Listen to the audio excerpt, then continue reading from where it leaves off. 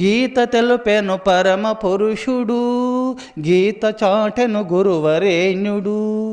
గీత మర్మము బోధ చేయుచు, గీత వినుదుములెమ్ము సోదరా, భగవద్గీత వినుదువులెమ్ము సోదరి. ఈ భగవద్గీతను ఆనాడు పరమపురుషుడైన శ్రీకృష్ణ పరమాత్మ చెప్పగా,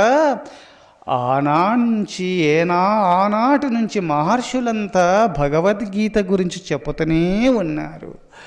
అజ్ఞాన నిద్రలో ఉన్నటువంటి ఓ మానవులారా, లెండి, మేలుకొనండి.